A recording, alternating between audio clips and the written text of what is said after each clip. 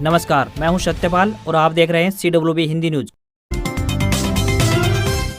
शक संवत 1945 विक्रम संवत 2080 आज पौष मास के शुक्ल पक्ष की 9वीं तिथि और दिन शुक्रवार है। तदनुसार अंग्रेजी तारीख 19 जनवरी सन 2024। सबसे पहले आज के मुख्य समाचार। अशोक तंवर ने छोड़ी आम आदमी पार्टी, 20 जनवरी को बीजेपी पार्टी करेंगे ज्वाइन।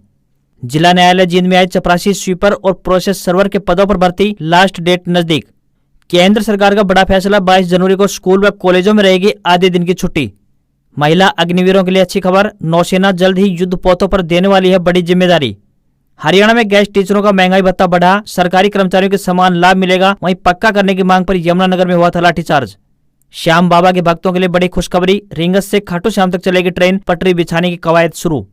सरकारी भर्ती अपडेट, DSSB ने MTS के 567 पदों पर निकाली भर्ती, 10वीं पास को मौका, महिलाओं के लिए है निःशुल्क। फास्टैग यूजर्स के लिए बड़ी अपडेट, 31 जनवरी से पहले जरूर करवा लें यह काम, नहीं तो हो सकती है समस्या। PM किसान योजना के तहत इन किसानों की अटक सकती है 16वीं किस्त, बताएंगे पूरी अपडेट।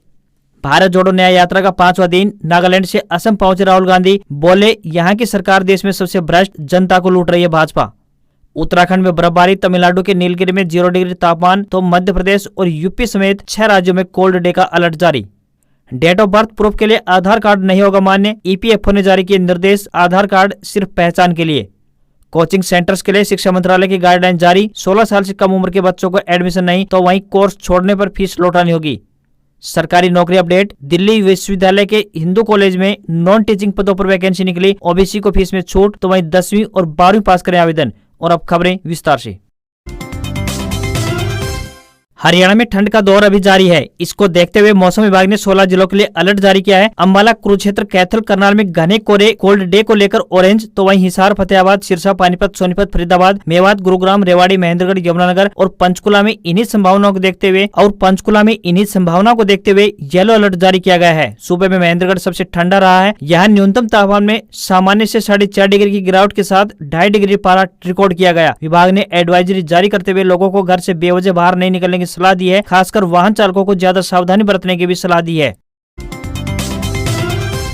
अगर आप अपने लिए रोजगार तलाश रहे हैं तो एक खबर आपके काम की होने वाली है। आपको बता दें कि डिस्ट्रिक्ट एंड सेशन जज जींद द्वारा चपरासी स्वीपर व प्रोसेस सर्वर के पदों पर भर्ती के लिए आवेदन मांगे गए हैं। पुरुष या महिला जो भी उम्मीदवार इच्छुक है वह अपने आवेदन भारतीय डाक के माध्यम से भेज सकता है। आवेदन करने की अंतिम तिथि 30 जनवरी 2024 है। चपरासी के पदों के लिए उम्मीदवार को 8वीं पास होना चाहिए तथा उम्मीदवार को हिंदी तथा पंजाबी का ज्ञान होना चाहिए। वहीं प्रोसेस सर्वर के पदों के लिए उम्मीदवार 10वीं पास होनी चाहिए तथा उन्हें हिंदी या पंजाबी का ज्ञान होना चाहिए। वहीं स्वीपर के पदों के लिए उम्मीदवार हिंदी या फिर गुरुमुखी में हस्ताक्षर करना जानता हो तथा उसे सफाई कार्य का अनुभव हो। किसी भी वर्ग के उम्मीदवार को कोई भी आवेदन शुल्क नहीं देना होगा। आयु सीमा की बात करें तो 18 वर्ष से लेकर 42 वर्ष के बीच आवेदन कर पाएंगे। हरियाणा में आम आदमी पार्टी को बड़ा झटका लगा है। चुनाव कैंपेन कमेटी के चेयरमैन अशोक तंवर ने आप यानी आम आदमी पार्टी को अलविदा कह दिया है। 22 महीने आम आदमी पार्टी में रहने के बाद उन्होंने अपना इस्तीफा आप सुप्रीमो अरविंद केजरीवाल को भेज दिया है। अपने इस्तीफे में उन्होंने पार्टी छोड़ने की बेहद खास वजह बताई है। अरविंद केजरीवाल को लिखे पत्र में अशोक तंवर ने कहा है कि वर्तमान राजनीतिक परिदृश्य और भारतीय राष्ट्रीय कांग्रेस के साथ आपके जुड़ाव को देखते हुए मेरी नैतिकता मुझे चुनाव समिति के अध्यक्ष के रूप में बने रहने की अनुमति नहीं दे रही है। इसलिए आम आदमी पार्टी की प्राथमिक सदस्यता और अन्य सभी जिम्मेदारियों से मेरा इस्तीफा स्वीकार करें। अशोक तंवर 20 जनवरी को दिल्ली में बीजेपी के राष्ट्रीय अध्यक्ष JP नड्डा और केंद्रीय गृह मंत्री अमित शाह की मौजूदगी में भारतीय जनता पार्टी का दामन थामेंगे। हरियाणा की मनोहर सरकार ने प्रदेश के गेस्ट टीचर्स को नए साल की बड़ी सौगात दी है। बता दें कि हाल ही में यमुनानगर में अपनी मांगों को लेकर प्रदर्शन कर रहे गेस्ट टीचरों पर लाठीचार्ज किया गया था, जिसके बाद से वो सरकार के खिलाफ मुखर होकर अपनी आवाज उठा रहे थे। लेकिन प्रदेश सरकार ने मकर संक्रांति पर्व पर उन्हें एक खास सौगात देकर खुशियां मनाने का अवसर दिया है। राज्य सरकार ने 12,000 गेस्ट टीचर्स की महंगाई भत्ते यानी कि DA में 4% की बढ़ोतरी का तोहफा दिया है। बढ़ोतरी की दरें 1 जुलाई 2024 से लागू होंगी। इससे पहले मनोहर सरकार ने पिछले साल अक्टूबर में सूबे के सरकारी स्कूलों में कार्यरत गेस्ट टीचर्स की मृत्यु पर उनके आश्रितों को 58 साल की उम्र तक पूरी सैलरी देने का भी बड़ा फैसला लिया था। CM मनोहर लाल खट्टर स्पष्ट कर चुके हैं कि गेस्ट टीचर्स की सेवा को नियमित नहीं किया जाएगा, लेकिन उन्हें नौकरी से भी नहीं हटाया जाएगा। विधानसभा के शीतकालीन सत्र में उन्होंने कहा था कि हरियाणा में गेस्ट टीचर्स रिटायरमेंट यानी कि 58 साल की उम्र तक नौकरी पर बने रहेंगे। हरियाणा कांग्रेस में गुटबाजी अपने चरम पर है। कांग्रेस नेत्री कुमारी शैलजा द्वारा हिसार से यात्रा शुरू करने पर पार्टी प्रदेश प्रभारी दीपक बाबरिया ने चिट्ठी जारी कर हिदायत दी थी। कांग्रेस की इस गुटबाजी पर हरियाणा के गृह मंत्री अनिल विज ने कड़ा प्रहार किया है। अनिल विज ने कहा है कि SRK यानी कि शैलजा, रणदीप सुरजेवाला और किरण चौधरी और हुड्डा गुट में जोर आजमाइश चल रही है। वो यानी हुड्डा कहते हैं कि असली हम हैं और वो यानी SRK कहते हैं कि असली हम हैं, जबकि हकीकत ये है कि ये दोनों ही नकली हैं। वो अपने कार्यक्रम कर रहे हैं और वो अपने कार्यक्रम कर रहे हैं। दोनों एक दूसरे के कार्यक्रम को सही नहीं मान रहे हैं। हुड्डा साहब कोई घोषणा करते हैं तो कुमारी शैलजा कहते हैं कि पार्टी में कहीं कोई फैसला नहीं हुआ है। हरियाणा के हिसार में कांग्रेस संदेश यात्रा के दौरान रणदीप सिंह सुरजेवाला चुनावी मूड में नजर आए। हिसार के पाबड़ा गांव में आयोजित जनसभा में मंच से कहा कि हिसार का इलाका राज्य में होते हुए भी राज्य में हिस्सेदारी नहीं होती है। जिले की सभी सीटों पर कांग्रेस के विधायक बना देना इस इलाके की डोडी यानी कि दरवाजा पर ये वचन है। कुमारी शैलजा, रणदीप और किरण का कि आपकी डोडी यानी दरवाजा पर राज लाकर खड़ा कर देंगे, उसी से हमारे इलाके में परिवर्तन आएगा। मंच पर बोलते हुए रणदीप सिंह सुरजेवाला ने कहा कि हिसार, भिवानी, जींद, रेवाड़ी, सिरसा, फतेहाबाद, कैथल, कुरुक्षेत्र, करनाल, अंबाला, यमुनानगर ये वो धरती है जो प्रदेश में सत्ता का परिवर्तन करती है। लोगों से अपील करते हैं और कहा कि हिसार जिले से सारे हलकों के MLA कांग्रेस के बना दो। हरियाणा का राज आपकी डोडी यानी दरवाजा में लाकर रख देंगे। उन्होंने कहा कि रणदीप, कुमारी शैलजा, किरण व सारे साथी व्यक्तिगत स्वार्थ की लड़ाई नहीं लड़ रहे हैं। हमारे इलाके का कल्याण हो जाए व हमारे बच्चों को रोजगार मिल जाए, इतना ही मकसद है। केंद्र की मोदी सरकार किसानों के हितों को सर्वोपरि रखते हुए उनके लिए कई कल्याणकारी योजनाएं चला रही हैं और इन्हीं में से एक है प्रधानमंत्री किसान सम्मान निधि योजना। इस योजना के तहत पात्र किसानों को साल भर में 2-2 हजार की 3 किस्तें दी जाती हैं ताकि किसानों की खाद बीज आदि के लिए आर्थिक मदद हो सके। इस योजना के तहत किसानों को 15 किस्त मिल चुकी है और अब 16वीं किस्त का किसानों को बेसब्री से इंतजार है। ऐसे में कई किसान ऐसे भी हैं जो इस योजना के लाभ से वंचित रह सकते हैं। इस योजना में आज भी बहुत से ऐसे किसान जुड़े हुए हैं जो पात्र नहीं है लेकिन गलत तरीके से योजना में शामिल होकर लाभ उठा रहे हैं। हालांकि ऐसे किसानों की लगातार जांच हो रही है और उनके आवेदन भी रद्द किए जा रहे हैं। यदि आपने योजना के फार्म में कोई गलती की है, जैसे कि नाम गलत भरा है या फिर हिंदी में भरा है, जेंडर गलत भरा है या फिर आधार नंबर गलत भरा हुआ है, तो भी आपकी किस्त अटक सकती है। आवेदन के समय एक बात का ध्यान रखें कि अपने बैंक खाते की जानकारी को ठीक से भरें। अगर बैंक खाता गलत संख्या भरा है या फिर IFSC कोड गलत भरा है या फिर अन्य जानकारियां गलत है तो आप किस्त से वंचित रह सकते हैं। नियमों के तहत लाभ लेने के लिए eKYC भी करवाना जरूरी है। अगर आप ये नहीं करवाते हैं तो आपकी किस्त अटक सकती है। ठीक ऐसे ही भू सत्यापन करवाना भी जरूरी है। अगर आप ये काम नहीं करवाते हैं तो भी आपकी 16वीं किस्त अटक सकती है।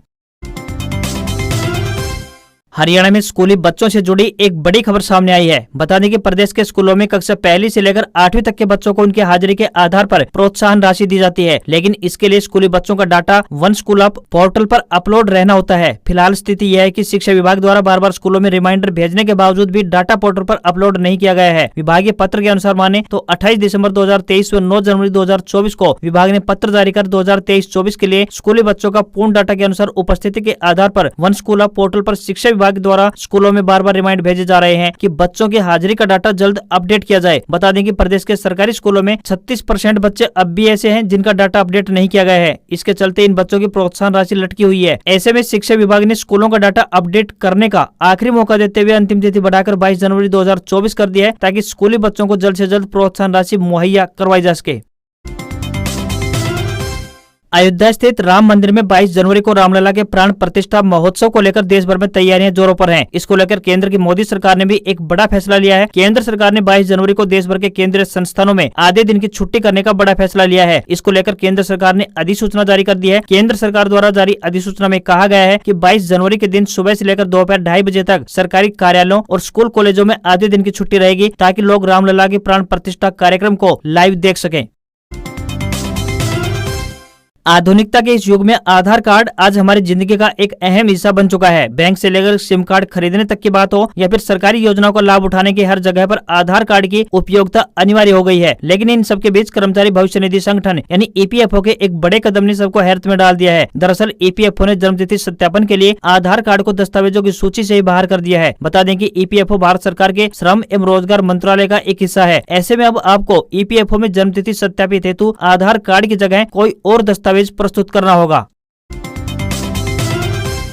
26 जनवरी आने वाली है। पूरे देश में 73वां गणतंत्र दिवस मनाया जाएगा। इसी बीच जो महिलाएं चाहती हैं कि वह देश की सीमा पर खड़े होकर देश की रक्षा करें, उनके लिए एक अच्छी खबर सामने आ रही है। खबर आ रही है कि भारतीय नौसेना कुछ हफ्ते में ही युद्ध पोतों पर महिला अग्निवीरों की तैनाती करने जा रही है। हालांकि इससे पहले भी लगभग 50 महिलाएं युद्ध पोतों पर अपनी सेवाएं दे रही है। एक मीडिया रिपोर्ट्स के मुताबिक फरवरी के आखिर तक नाविकों के तौर पर महिला अग्निवीरों की युद्ध पोतों पर तैनाती हो सकती है।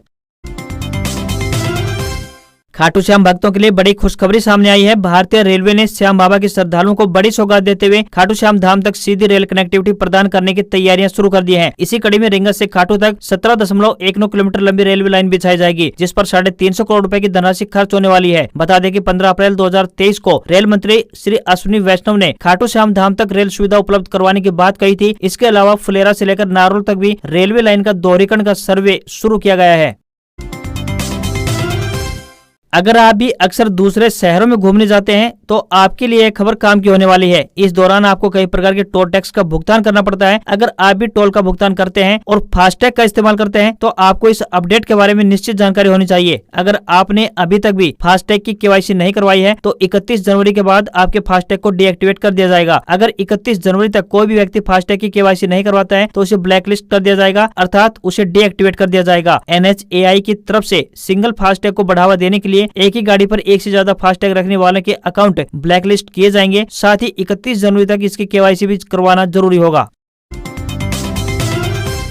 शिक्षा मंत्रालय ने देश भर के कोचिंग इंस्टीट्यूट्स के लिए गाइडलाइन जारी की है। इसके तहत अब कोचिंग इंस्टीट्यूट्स 16 साल से कम उम्र के बच्चों को एडमिशन नहीं दे सकेंगे। इसके अलावा भ्रामक वादे करना और अच्छे नंबरों की गारंटी देने पर भी पाबंदी लगा दी गई है। ये गाइडलाइंस 12वीं के बाद JEE, नीट और क्लैट जैसे एंट्रेंस एग्जाम और सभी प्रतियोगी परीक्षाओं की तैयारी कराने वाली कोचिंग सेंटर्स के लिए बनाई गई है। स्टूडेंट्स के आत्महत्या के बढ़ते मामलों, क्लासेज में आग की घटनाओं और कोचिंग सेंटर्स में सुविधाओं की कमी को देखते हुए शिक्षा विभाग ने यह गाइडलाइन जारी की है।